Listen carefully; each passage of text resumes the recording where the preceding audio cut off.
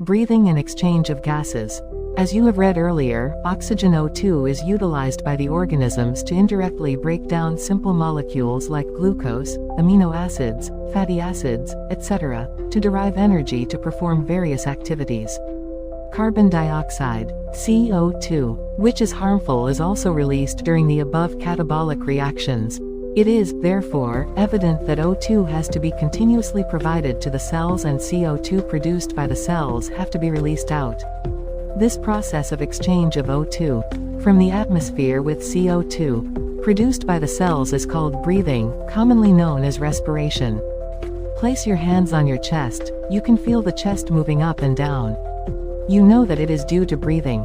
How do we breathe? The respiratory organs and the mechanism of breathing are described in the following sections of this chapter. 14.1 Respiratory organs. Mechanisms of breathing vary among different groups of animals depending mainly on their habitats and levels of organization. Lower invertebrates like sponges, coelenterate, flatworms, etc., exchange O2 with CO2 by simple diffusion over their entire body surface.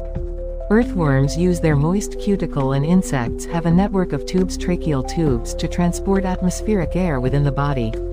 Special vascularized structures called gills, bronchial respiration, are used by most of the aquatic arthropods and mollusks, whereas vascularized bags called lungs, pulmonary respiration, are used by the terrestrial forms for the exchange of gases.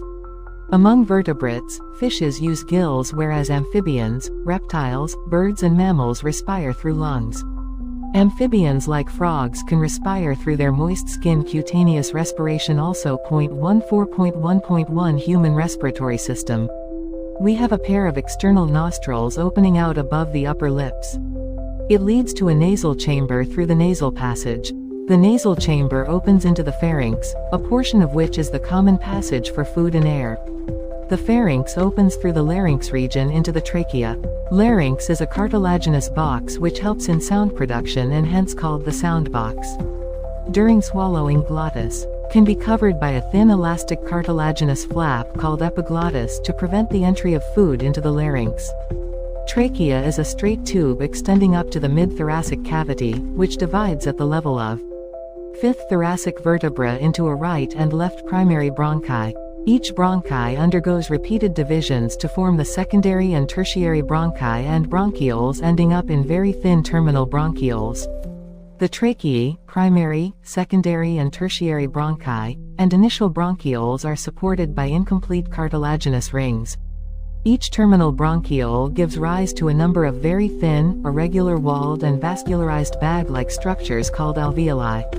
The branching network of bronchi, bronchioles and alveoli comprise the lungs. Figure 14.1. We have two lungs which are covered by a double-layered pleura, with pleural fluid between them. It reduces friction on the lung surface. The outer pleural membrane is in close contact with the thoracic lining, whereas the inner pleural membrane is in contact with the lung surface. The part starting with the external nostrils up to the terminal bronchioles constitute the conducting part, whereas the alveoli and their ducts form the respiratory or exchange part of the respiratory system. The conducting part transports the atmospheric air to the alveoli, clears it from foreign particles, humidifies and also brings the air to body temperature. Exchange part is the site of actual diffusion of O2 and CO2 between blood and atmospheric air. The lungs are situated in the thoracic chamber, which is anatomically an airtight chamber. The thoracic chamber is formed dorsally by the vertebral column, ventrally by the sternum, laterally by the ribs and on the lower side by the dome-shaped diaphragm. The anatomical setup of lungs and thorax is such that any change in the volume of the thoracic cavity will be reflected in the lung-pulmonary cavity. Such an arrangement is essential for breathing, as we cannot directly alter the pulmonary volume. Respiration involves the following steps: I breathing or pulmonary ventilation, by which atmospheric air is drawn in and CO2 rich alveolar air is released out. E diffusion of gases O2 and CO2 across alveolar membrane. E transport of gases by the blood.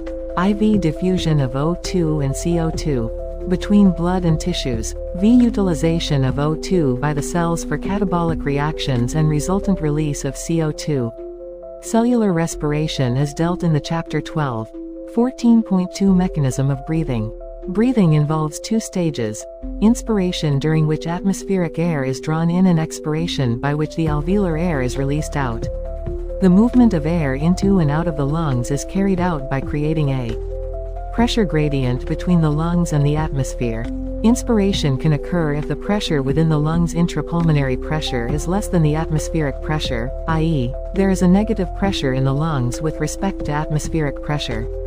Similarly, expiration takes place when the intrapulmonary pressure is higher than the atmospheric pressure. The diaphragm and a specialized set of muscles, external and internal intercostals between the ribs, help in generation of such gradients. Inspiration is initiated by the contraction of diaphragm, which increases the volume of thoracic chamber in the antero-posterior axis. The contraction of external intercostal muscles lifts up the ribs and the sternum, causing an increase in the volume of the thoracic chamber in the dorso-ventral axis. The overall increase in the thoracic volume causes a similar increase in pulmonary volume. An increase in pulmonary volume decreases the intrapulmonary pressure to less than the atmospheric pressure, which forces the air from outside to move into the lungs, i.e., inspiration. Figure 14.2a. Relaxation of the diaphragm and the intercostal muscles returns the diaphragm and sternum to their normal positions and reduce the thoracic volume and thereby the pulmonary volume. This leads to an increase in intrapulmonary pressure to slightly above the atmospheric pressure, causing the expulsion of air from the lungs, i.e., expiration. Figure 14.2b. We have the ability to increase the strength of inspiration and expiration with the help of additional muscles in the abdomen. On an average, a healthy human breathes 12 to 16 times per minute. The volume of air involved in breathing movements can be estimated by using a spirometer, which helps in clinical assessment of pulmonary functions. 14.2.1 Respiratory volumes and capacities. Tidal volume TV.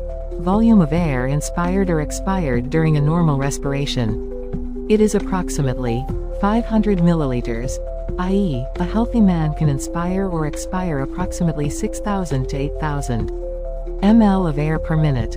Inspiratory reserve volume (RV). Additional volume of air, a person can inspire by a forcible inspiration.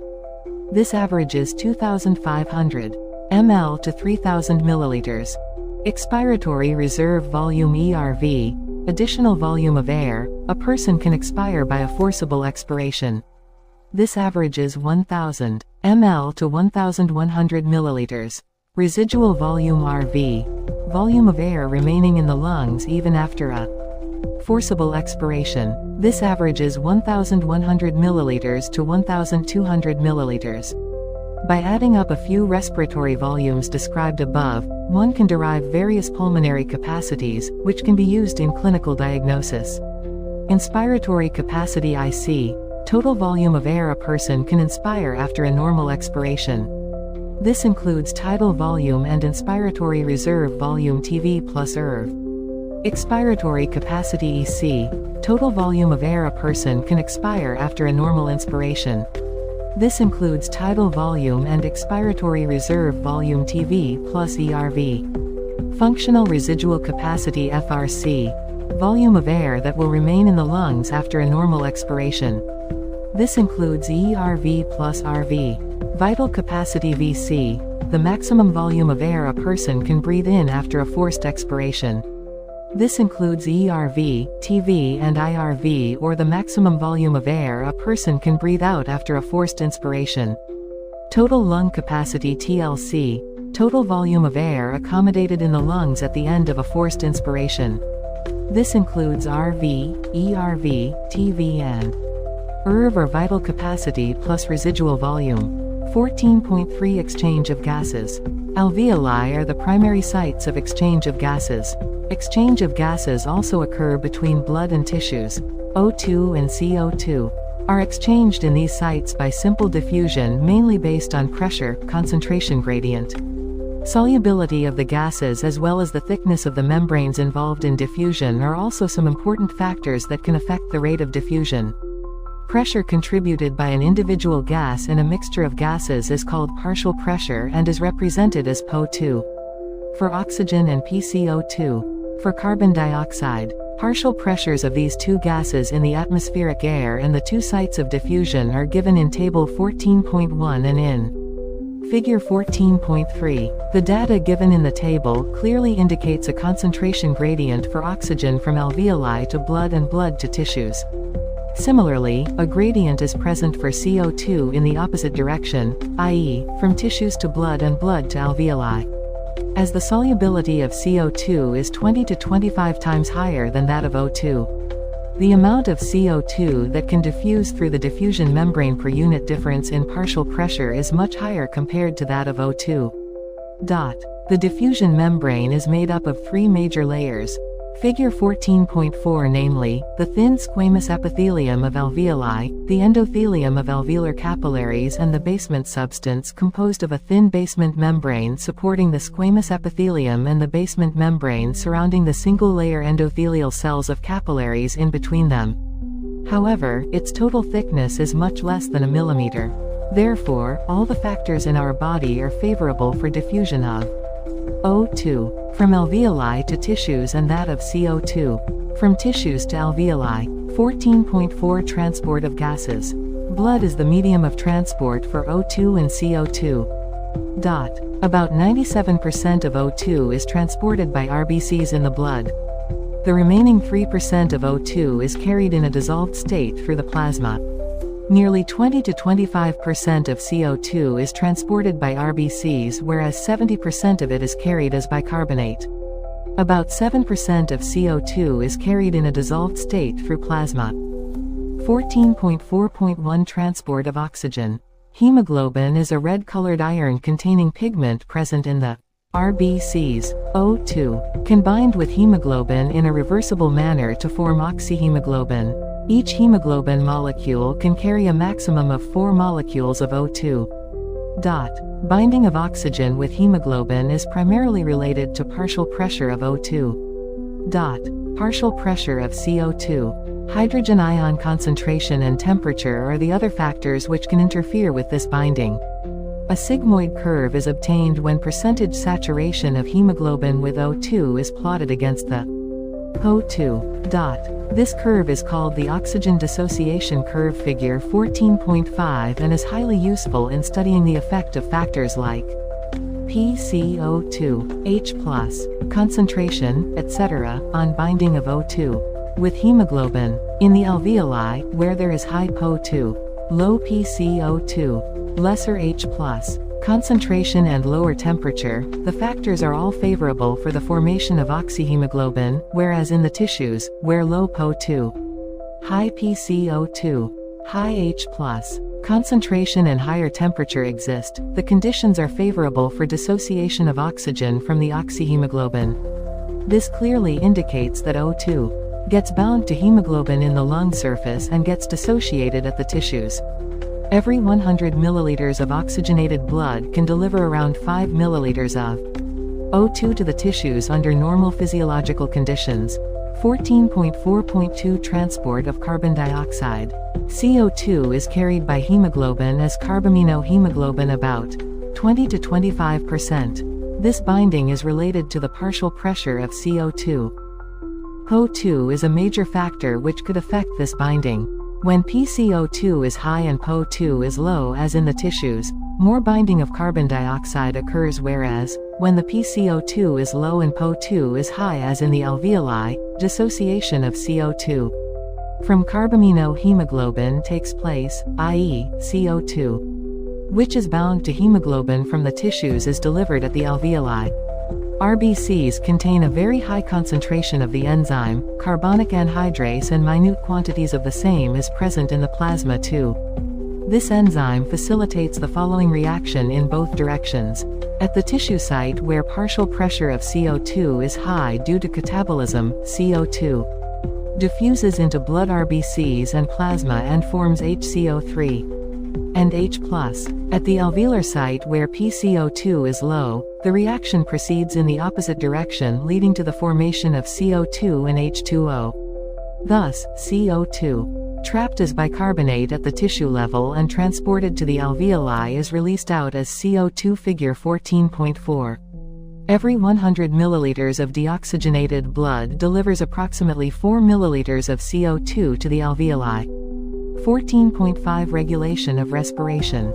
Human beings have a significant ability to maintain and moderate the respiratory rhythm to suit the demands of the body tissues.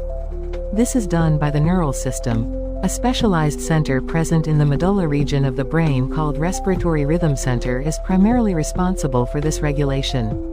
Another center present in the pons region of the brain called pneumataxic center can moderate the functions of the respiratory rhythm center. Neural signal from this center can reduce the duration of inspiration and thereby alter the respiratory rate. A chemosensitive area is situated adjacent to the rhythm center, which is highly sensitive to CO2 and hydrogen ions. Increase in these substances can activate this center, which in turn can signal the rhythm center to make necessary adjustments in the respiratory process by which these substances can be eliminated. Receptors associated with aortic arch and carotid artery also can recognize changes in CO2 and H+. Concentration and send necessary signals to the rhythm center for remedial actions. The role of oxygen in the regulation of respiratory rhythm is quite insignificant. 14.6 Disorders of respiratory system. Asthma is a difficulty in breathing causing wheezing due to inflammation of bronchi and bronchioles. Emphysema is a chronic disorder in which alveolar walls are damaged, due to which respiratory surface is decreased. One of the major causes of this is cigarette smoking. Occupational respiratory disorders. In certain industries, especially those involving grinding or stone breaking, so much dust is produced that the defense mechanism of the body cannot fully cope with the situation. Long exposure can give rise to inflammation leading to fibrosis, proliferation of fibrous tissues, and thus causing serious lung damage. Workers in such industries should wear protective masks. Summary. Cells utilize oxygen for metabolism and produce energy along with substances like carbon dioxide, which is harmful. Animals have evolved different mechanisms for the transport of oxygen to the cells and for the removal of carbon dioxide from there. We have a well-developed respiratory system comprising 2 lungs and associated air passages to perform this function. The first step in respiration is breathing, by which atmospheric air is taken in inspiration and the alveolar air is released out expiration. Exchange of O2 and CO2 between deoxygenated blood and alveoli, transport of these gases throughout the body by blood, exchange of O2 and CO2 between the oxygenated blood and tissues, and utilization of O2 by the cell's cellular respiration are the other steps involved. Inspiration and expiration are carried out by creating pressure gradients between the atmosphere and the alveoli with the help of specialized muscles, intercostals and diaphragm. Volumes of air involved in these activities can be estimated with the help of spirometer and are of clinical significance. Exchange of O2 and CO2 at the alveoli and tissues occur by diffusion. Rate of diffusion is dependent on the partial pressure gradients of O2, PO2 and CO2. PCO2, their solubility as well as the thickness of the diffusion surface.